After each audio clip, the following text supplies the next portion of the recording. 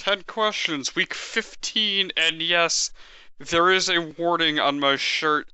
You might go blind by looking at this video this week and my shirt just being bright-ass yellow. Let's get to the questions this week. Question number 1, what do you think of Alex Smith as a quarterback? He reminds me of a young Tom Brady at the beginning of his career. Not the gunslinger throwing 35 to 50 touchdowns a season, but he is a game manager. I think he has a tremendous, awesome running back in Jamal Charles, who kind of screwed me over. Thanks, Jamal. By the way, thanks, Jamal Charles, for catching 5 touchdowns on Sunday to screw me in fantasy football. He's got Dwayne Bowe. Defense is solid. He's a game manager. Question number 2. Who gets the majority of the blame for the Cowboys' collapse? Tony Romo, Bill Callahan, Jason Garrett.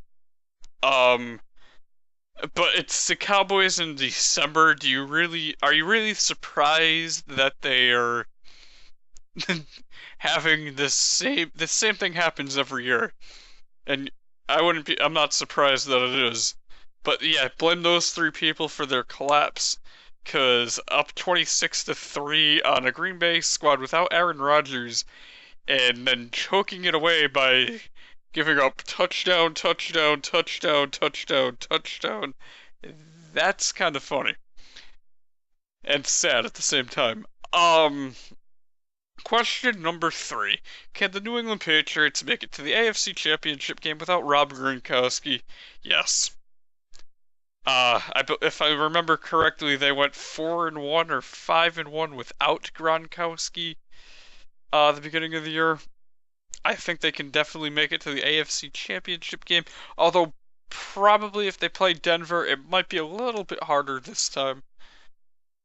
Because without Gronkowski,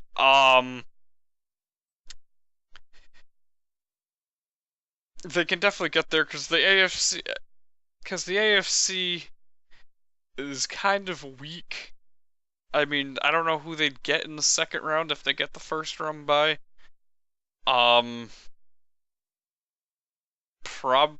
Maybe Kansas City. Maybe Kansas City, maybe Baltimore. Well, not Baltimore. Baltimore would be the 6. Or they could be the 3 or 4, depending if they pass Cincinnati. But yeah, they can definitely get there. Question number 4, if you were a head coach, would you resign or get fired? The only way I would resign if I was like really, really old, like crusty ass old, and I didn't want to do it anymore. Other than that, I would rather get fired and go down with the ship. Because resigning, I honestly think would be better suited for people that are above the age of 70. And that's nothing against old people, but, you know. Question number 5.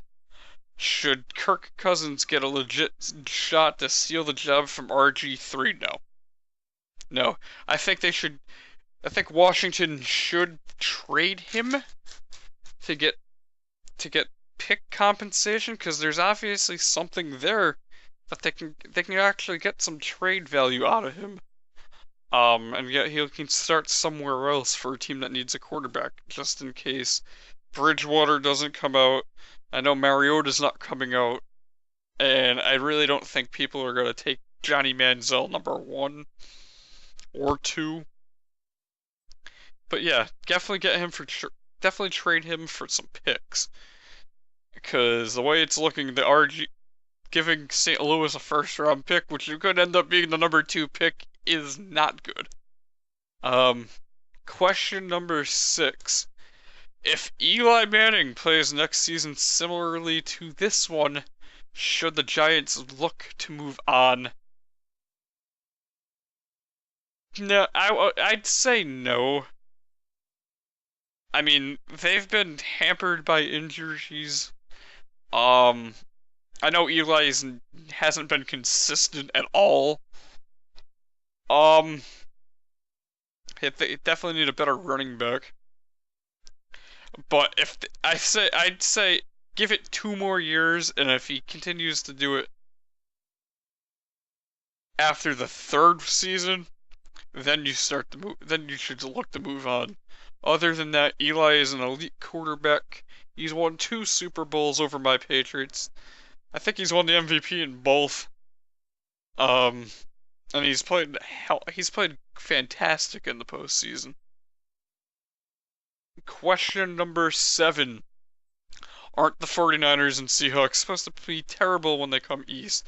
The Seahawks 49ers have played great on the East Coast over the last 2-3 years.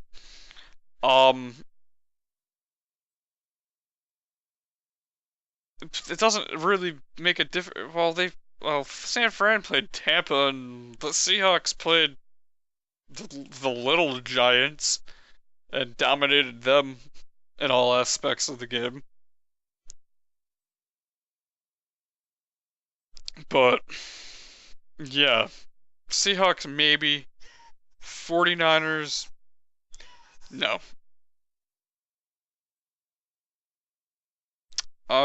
Question number 8. More surprising loss, Saints to the Rams or the Eagles to the Vikings without Adrian Peterson?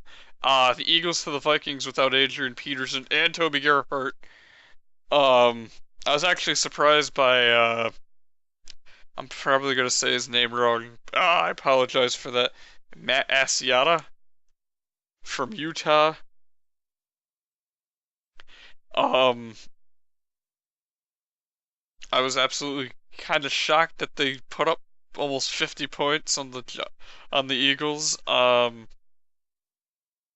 Without Peterson and without Gerhart. I believe, if I remember correctly, I think the Rams beat the Saints. I can't remember if it was this year or it was a couple years ago in New Orleans or St. Louis. That one doesn't surprise me as much,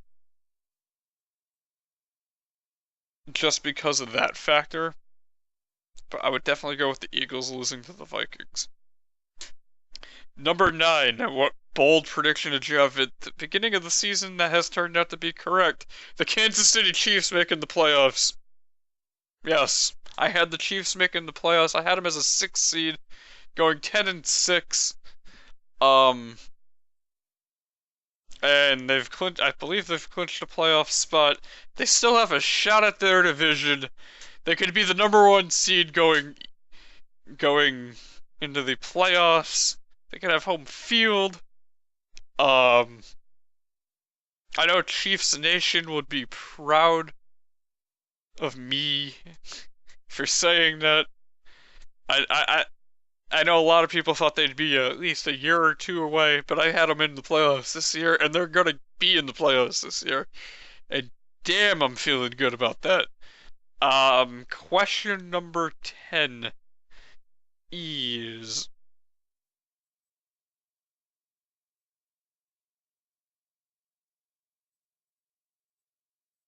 Hold on, I gotta pull this up because I forget if we had a first round pick or not.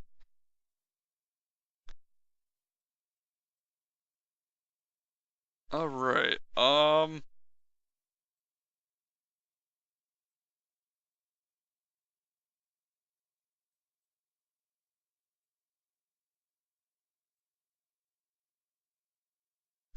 how is your team's first round pick looking? The Patriots didn't have a first round pick. We traded out of the first round like we usually do, and we ended up with 8 picks in day 2 and 3. Which the first pick was Jamie Collins, who has started to come around. I know we didn't use him much at the beginning of the season, but with all the injuries, he's been playing and has been playing decent. Um, Aaron Dobson has played well. He's been hampered by injuries lately. Boyce has been hurt at the beginning of the season. I believe he's hurt now. He's played all right when we've needed him. Logan Ryan and Duron Harmon are both third-round picks from Rutgers. They've played great. Other than that, we really haven't. We don't have a first round pick. We haven't had a first round pick in a while. Hopefully we get keep our first round pick this year, because there's decent talent in this year's draft class. And the bonus question this week: what is your favorite sports moment of the year? Personally, to me, it would have to be probably the Red Sox winning Game 6 at home for the first, clinching their first World Series at home since 1918, and then the parade where they went down the the Boston Marathon route, where the tragedy happened. That was all pretty awesome moment. Seeing that, because that was a heartfelt, and it just made you feel good inside, and that was probably the most classiest thing any sports organization could do. That's my favorite sports moment of the year. And with that wraps up week 15 of 10 questions. I know the video came out on Thursday this week. Week 16 will also be out on Thursday, just because there's no Thursday night football games this week, so it'll give me an extra day to put a video out. With that said, I will see you next Thursday for 10 questions. Thank you for watching. Like, comment, subscribe if you like it. Send it around to your friends. See you next week.